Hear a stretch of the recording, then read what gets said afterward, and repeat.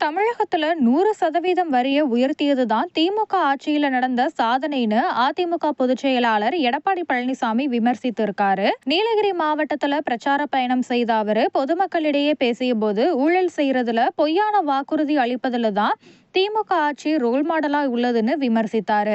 கடன் வாங்குவதுல ஊழல் செய்யறதுல குடும்ப வாரிசு அரசியல் செய்யறதுலயும் பொய்யான வாக்குறுதி அளிப்பதிலையும் தான் திமுகவினர் ரோல் மாடலா இருக்காங்கன்னு குற்றம் சாட்டினாரு. ஆட்சிக்கு வரும் முன் சொத்து வரியை உயர்த்த மாட்டோம்னு கூறிய திமுக அரசு ஆட்சிக்கு வந்த பிறகு குடிநீர் வரி, வீட்டு வரி, சொத்து வரின்னு எல்லா வரிகளையும் 100 முதல் 150% வரை உயர்த்தி விட்டதுன்னு குப்பைக்கும் வரி போட்ட ஒரே அரசு திமுக அரசு தான் எடப்பாடி பழனிசாமி விமர்சித்தாரு. காங்கிரஸ் கட்சிக்கு செல்வ பெருந்தகை விசுவாசமா இல்ல, திமுகவுக்கு தான் விசுவாசமா இருக்காருன்னு குறை கூறிய எடப்பாடி பழனிசாமி, ஆனா காங்கிரஸ் தொண்டர்கள் தலைவர்கள் ஆட்சியில பங்கு வேண்டும் என்ற கோஷத்தை எழுப்பி விட்டதால திமுக கூட்டணியில பிளவு ஆரம்பமாயிட்டுன்னு சொல்லியிருக்காரு.